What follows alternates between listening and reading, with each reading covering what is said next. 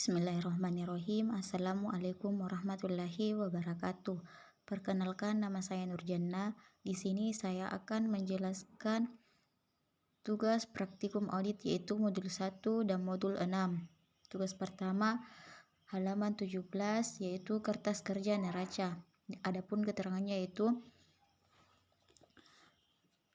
aset lancar, di mana kas setara kas per audit tanggal 31 bulan 12 2018 sebesar Rp486.945.350. Kemudian Rp467.920.775 per audit tahun 2019. Adapun piutang dagang yaitu Rp899.792.298 per audit 2018 dan Rp898.725.250 per audit 2019. Piutang lain Rp29.462.195 per audit 2018 dan Rp14.940.000 per audit 2019. Kemudian persediaan Rp1.136.000.000 per audit 2018 dan Rp1.182.050.000 per audit 2019. Biaya dibayar di muka per audit 2018 tidak ada dan biaya dibayar di muka per audit 2019 sebesar 23 juta. Kemudian perlengkapan Rp7.500.000 per audit 2018 dan per audit 2019 senilai Rp5.917.500. Kemudian total aset lancar secara keseluruhan yaitu Rp2.509.963.843 per audit 2019 dan Rp2.552.553.525 per audit 2019. Adapun investasinya yaitu Rp257.500.000 per audit 2018 dan Rp343.750.000 per audit 2019. Aset tetap yaitu harga perolehan Rp1.733.000.000 per audit 2018 dan Rp1.752.000 per audit 2019. Adapun akumulasi penyusutan yaitu Rp181.999.900 per audit 2018 dan Rp266.925.300 per audit 2019 dan nilai buku Rp1.551.100.000 per audit 2018. Kemudian Rp1.485.074.700 per audit 2019 dan total aset secara keseluruhan yaitu Rp4.451.163.943 per audit 2018 dan Rp4.421.378.225 per audit 2019. Kedua, kertas kerja laba rugi, di mana keterangannya terdapat itu penjualan per audit 2018 sebesar Rp5.721.597.850 per audit 2018 dan Rp5.480.859.000 per klien 2019. Adapun beban pokok penjualan per audit 2018 sebesar Rp4.477.276.195. Kemudian Rp4.422.500.000 per klien 2019. Laba kotor penjualan sebesar Rp1.321.655 per audit 2018. Kemudian Rp1.058.359.000 per klien 2019. Adapun beban usaha yaitu Rp691.642.174 per audit 2018. Kemudian Rp771.313.104 per klien 2019. Laba usaha sebesar Rp652.679.481 per audit. Kemudian Rp287.045.896 per klien 2019. Kemudian pendapatan beban lain-lain yaitu laba atau rugi valuta asing sebesar Rp1.300.600 per audit 2018. Pendapatan bunga Rp8.654.500 per audit 2018 dan Rp29.133.025 per klien 2019. Beban bunga sebesar Rp1.864.000 per audit 2018. Kemudian pendapatan dikurangi pendapatan sebesar Rp5.489.900 per audit 2018 dan Rp29.133.025 per klien 2019. Laba sebelum beban pajak penghasilan sebesar Rp658.169.381 per audit 2018 dan Rp316.178.921 per klien 2019.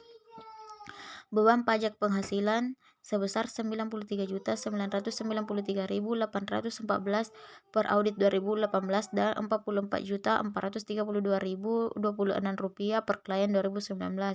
Laba bersih sebesar Rp564.175.567 per audit 2018 dan Rp271.746.895 per audit 2019. Adapun prosedur penilaian analisis neraca, di mana aset lancarnya yaitu kas dan setoran kas per audit 2018 sebesar Rp486.945.350. Kemudian per klien 2019 sebesar Rp467.920.775. Kemudian naik turunnya pada rupiah sebesar minus Rp19.024.575 didapat dari hasil dari per klien 2019 dikurangi dengan per audit 2018.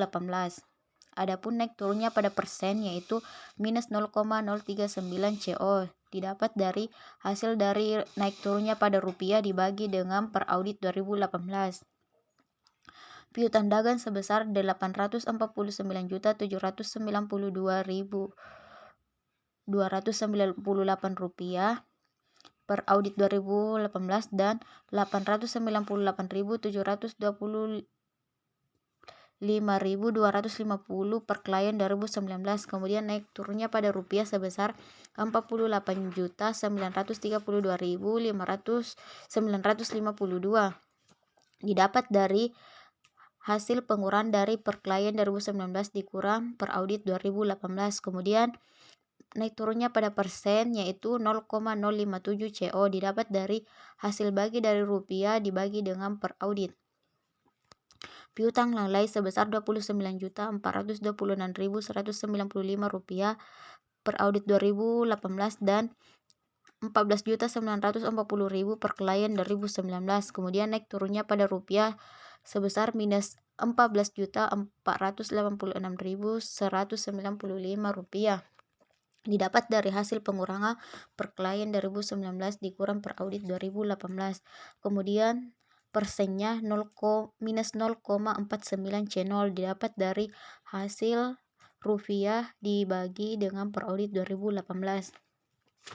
Kemudian persediaan sebesar Rp1.136.000.000 per audit 2018 dan Rp1.182.050.000 per klien 2019. Kemudian naik turunnya pada rupiah sebesar Rp46.050.000 didapat dari hasil pengurangan dari per klien 2019 dikurang per audit 2018. Persennya 0,04 didapat dari hasil bagi antara rupiah dengan peraudit 2018. Adapun biaya dibayar di muka pada peraudit 2018 tidak ada dan per klien 2019 sebesar 23 juta. Perlengkapan Rp7.500.000 per audit 2018 dan Rp5.917.500 per klien 2019. Rupiahnya minus Rp1.502.500 didapat dari hasil pengurangan dari per klien 2019 dikurang 2018, kemudian persennya minus 0,21 C0 didapat dari rupiah dibagi dengan per audit 2018. Total aset lancar secara keseluruhan pada per audit 2018 sebesar 2.509.663.843 rupiah. Kemudian per klien 2019 sebesar 2.592.553.525 rupiah. Kemudian rupiahnya 82.889.682 didapat dari hasil pengurangan dari per klien 2019 dikurang per audit 2018. Kemudian persennya 0,31 C0 didapat dari hasil bagi dari rupiah dibagi dengan per audit 2018. Adapun aset tetap investasi sebesar Rp257.500.000 per audit 2018 dan Rp343.750.000 per klien 2019. Rupiahnya Rp86.250.000. Kemudian persennya 0,31 C0. Aset tetap yaitu harga perolehan sebesar Rp1.733.000.000 per audit 2018 dan Rp1.752.000 per klien 2019. Rupiahnya sebesar 19 juta didapat dari hasil pengurangan dari per klien 2019 dikurang per audit. Persennya 0,01. Akumulasi penyusutan sebesar 181.999.900 per audit 2018 dan Rp266.925.300 per klien 2019. Rupiahnya 84.925.400, persennya 0,46. Nilai buku Rp1.551.100 per audit 2018 dan Rp1.485.074.700 per klien 2019. Rupiahnya minus 65.925.400, persennya 0,04. Total asetnya yaitu 4.318.163.943 per audit dan 4.421.378.225 rupiah per klien 2019.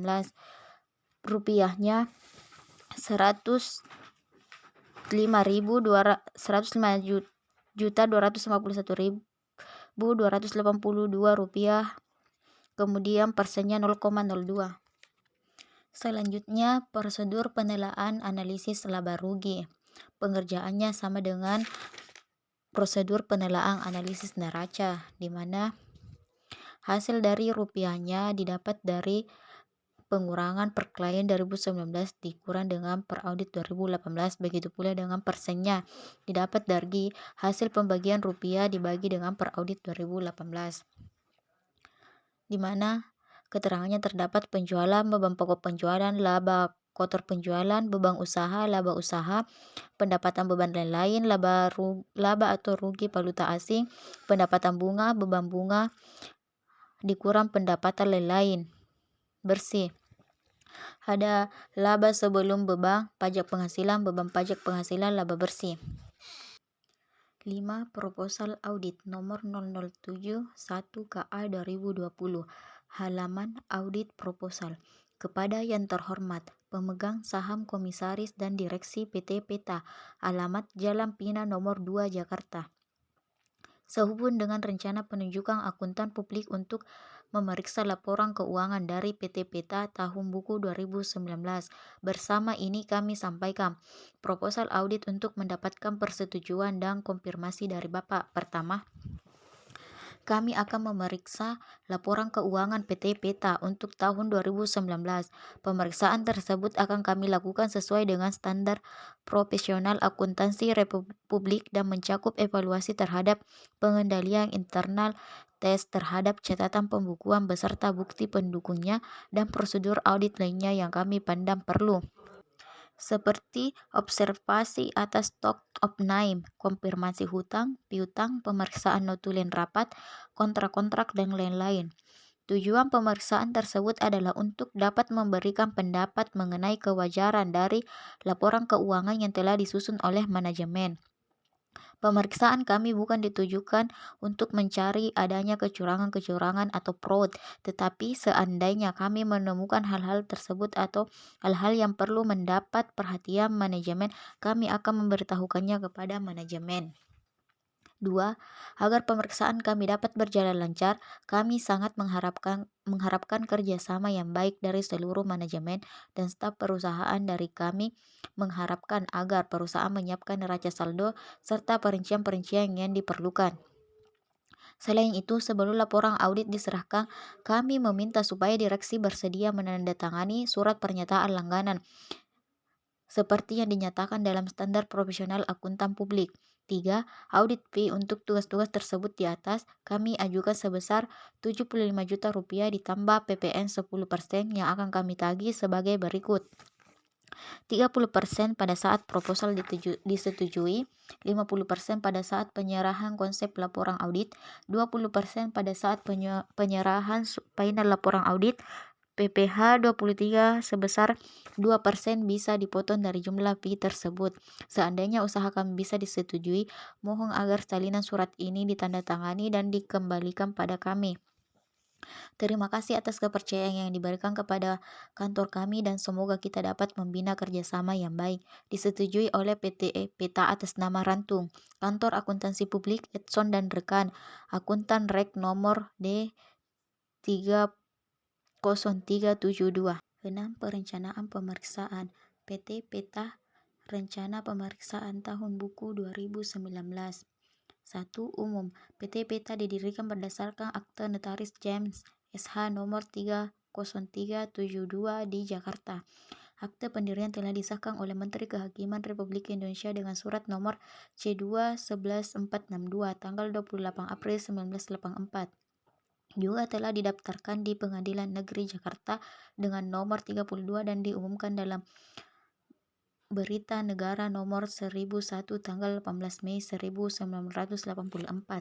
Maksud dan tujuan perusahaan itu perusahaan bergerak di bidang jual beli barang membeli khususnya Springbed, alamat perusahaan Jalan Pina nomor 2 Jakarta Timur. 2. Susunan pengurus, Presiden Komisaris Ibu Intan, Komisaris Ibu Tati, dan Direktur Bapak Emil. 3. Ekuitas, modal saham perusahaan berjumlah 1 miliar yang terbagi atas 100.000 lembar saham biasa dengan nilai nominal 10.000 per saham. Dari jumlah tersebut telah ditetapkan dan disetor penuh sejumlah 100.000 lembar saham sebesar 1 miliar rupiah dengan komposisi Ibu Tati 300.000 lembar saham, Bapak Emil 30 lembar saham, dan PT Surya 40.000 lembar saham. 4. Kebijakan akuntansi. Penyajian laporan keuangan. Laporan keuangan disusun berdasarkan konsep harga perolehan. Laporan arus kas disusun berdasarkan metode langsung. B. Piutang usaha. Perusahaan tidak membuat penyajian piutang tak tertagih tetapi langsung membebankan keperkiraan laba rugi piutang yang benar-benar tertagih. Persediaan dibukukan berdasarkan harga perolehannya. Penilaian persediaan akhir berdasarkan metode FIFO. D. Penyertaan dalam bentuk saham. Penyertaan dalam bentuk saham yang mencapai kurang dari 20% dibuktikan berdasarkan metode biaya, sedangkan penyertaan dalam bentuk saham yang mencapai 20% atau lebih dibutuhkan berdasarkan metode ekuitas. C. Aset tetap. Aset tetap. Aset tetap dinilai berdasarkan harga perolehan dan penyusutan dihitung dengan menggunakan metode FIFO berdasarkan taksiran masa manfaat ekonomis aset tetap. Taksiran umum ekonomi aset tetap adalah sebagai berikut: bangunan dan prasarana 20 tahun, kendaraan bermotor 10 tahun, peralatan kantor dan toko 5 tahun. F. Pengakuan pendapatan. Pendapatan dari penjualan diakui pada saat dilakukan penyerahan barang kepada pembeli. G. Transaksi dan Penjabaran mata uang asing. Penyebaran mata uang asing. Pembukuan perusahaan diselenggarakan dalam mata uang rupiah. Transaksi dalam mata uang asing dilakukan dengan kurs yang berlaku pada saat terjadinya transaksi. Saldo aktiva dan kewajiban moneter dalam mata uang asing per tanggal neraca dijabarkan dengan kurs tengah Bank Indonesia pada tanggal neraca. Selisih kurs yang telah dikreditkan atau dibebankan pada perhitungan laba rugi tahun berjalan. H. Taksiran pajak penghasilan. Taksiran pajak penghasilan ditentukan berdasarkan laba kena pajak dari tahun yang bersangkutan. I. Tahun buku. Tahun buku perusahaan berjalan dan tanggal 1 Januari sampai 31 Desember. 5. Buku-buku yang digunakan perusahaan. Dalam rangka penyusunan laporan keuangan, perusahaan telah menyelenggarakan antara lain buku besar, buku bank, buku kas, ayat jurnal, dan proses pembukuan masih dilakukan secara manual dan komputer. Selanjutnya, neraca dan laba rugi komparatif, di mana aset pada tahun 2018 dan 2019 sudah dijelaskan pada halaman pertama tadi. Begitu pula dengan laba rugi 2019 dan 2018 sudah dijelaskan pada halaman pertama. 6. Masalah akuntansi. Pembukuan dilakukan secara manual dan komputerisasi. Perusahaan yang menuju pada komputerisasi akan dapat memberikan laporan yang lebih cepat. Akan tetapi dalam praktiknya, perusahaan masih mengalami hambatan-hambatan dalam penggunaan media tersebut yang berakibat pada terlambatnya penerimaan laporan final. Untuk mengimbangi perkembangan dan masalah-masalah yang timbul, perusahaan perlu meningkatkan pemakaian komputer. Dalam hal ini merupakan program yang lebih mantap. 7. Masalah perpajakan. Dalam pengelompokan beban, masih ditemukan beban-beban yang seharusnya tidak termasuk pada kelompok beban menurut fiskal. Hal ini perlu penegasan lebih lanjut untuk penyusunan rekonsiliasi laba akuntansi dan laba fiskal. Tahun sebelumnya semua pajak yang terhitung telah diselesaikan. Dengan kata lain, tidak ada pajak yang belum dibayarkan. 8. Masalah pemeriksaan. Laporan keuangan perusahaan untuk tahun buku 2019 diperiksa oleh Kantor Akuntansi Publik Edson dan rekan. 9. Rencana kerja. Penempatan staf. Partner Edson, manajer Nada, senior Nurjana, junior Leta. Pemeriksaan umum atas laporan keuangan untuk dapat memberikan pendapatan atas kewajaran laporan keuangan secara keseluruhan. 11. Biaya pemeriksaan sebesar 70 juta ditambah PPN dikurangi PPh 23. 12. Waktu pemeriksaan laporan dimulai atau selesai 15 Januari 2019, kemudian selesai 8 Maret 2020. Pemeriksaan stok fisik atau kas 31 Desember 2019 sampai 2 Januari 2020. Evaluasi internal center 13 Desember 2019 sampai 12 Januari 2020. Penyerahan laporan akuntansi tanggal 25 Maret 2020 dan pelaksanaan stok ITA. Selanjutnya modul 6 yaitu pengendalian internal ICQ. Modul 6 siklus perolehan dan pembayaran investasi. Investasi terdiri atas prosedur audit dikerjakan oleh indeks atau parab. Nomor 1. Siapkan schedule utama dari investasi, indeksnya H. 2. Lakukan konfirmasi atas investasi yang dipegang oleh pihak lain apabila digunakan sebagai jaminan oleh pihak bank atau dikuasai oleh pihak broker atau pialang, indeks H. Minta catatan kurs market price pada tanggal neraca untuk saham dan bandingkan dengan at cost kurang. 4. Periksa transaksi mutasi penambahan dan pengurangan dengan melihat bukti pembelian dan penjualan apakah telah mendapat persetujuan dari pejabat yang berwenang benar. 5. Lakukan verifikasi atas dividen tunai atau saham kurang. 6. Lakukan pengecekan pencatatan investasi apakah sesuai dengan ketentuan standar akuntansi yang berlaku umum. Accounting method, cost method, equity method, dan consolidated. Kepemilikan saham PSAK nomor 13, PSAK nomor 15, dan PSAK nomor 4. Indeks H. Minta bukti fotokopi akte notaris atas investasi pada perusahaan asosiasi atau anak perusahaan benar. 8. Lakukan verifikasi harga perolehan dari investasi pada perusahaan asosiasi atau anak perusahaan. Perhatikan presentasi kepemilikannya dengan mencocokkan komposisi penyetoran modal pada akta notaris tersebut. 9. Lakukan audit terhadap perusahaan asosiasi atau anak perusahaan indeks H. Perusahaan yang dilakukan investasi atau minta laporan keuangan yang telah diaudit oleh akuntan lain untuk keperluan penyusunan laporan keuangan konsolidasi indeks H. 10. Yakinkan bahwa peraturan perpajakan yang berlaku telah ditaati. Benar. Selanjutnya, schedule investasi dalam saham. Nama pelanggan PT Domba Kecil. Per klien tanggal 31 Desember 2019 sebesar 210 juta. Kemudian pare pada debit, di mana Rp750.000 dapat dari investasi. Kemudian per audit 31 Desember 2019 sebesar Rp210.750.000 didapat dari hasil penambahan dari per 210 juta ditambah 750.000, hasilnya Rp210.750.000.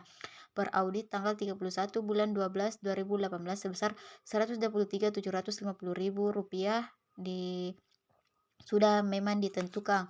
Kemudian PT Domba Putih per kliennya Rp133.750.000. Kemudian parenya pada kredit Rp10 juta. Kenapa kredit? Karena PT Domba Putih mengalami kerugian, makanya di sini di 10 juta pada kredit. Jadi per audit tanggal 31 Desember 2019 sebesar Rp133.750.000 didapat dari Rp133.750.000 dikurang 10 juta, hasilnya Rp123.750.000. Kemudian per audit 31 Desember 2018 sebesar Rp133.750.000. Kemudian jumlah keseluruhan per klien 2019 sebesar Rp343.750.000. Kemudian per audit sebesar Rp334.500.000. Kemudian per audit 2018 sebesar Rp257.500.000. Kemudian jurnal penyesuaian. Catatan pemeriksaan 1. Investasi pada beban lain-lain sebesar Rp750.000. Jurnal koreksi untuk pengakuan beban lain-lain. 2. Piutang dividen pada pendapatan dividen sebesar Rp75 juta. Rp75 juta didapatkan dari 15.000 lembar saham dikali 5.000 lembar saham, yaitu pada awal tahun dan pada akhir tahun, jadi jumlahnya Rp75 juta. 3. Beban lain-lain pada investasi sebesar 10 juta. Jurnal koreksi untuk kerugian yang dalam perusahaan PT Domba Putih. Dibuat oleh Lita, diperiksa oleh Nurjana, indeks H.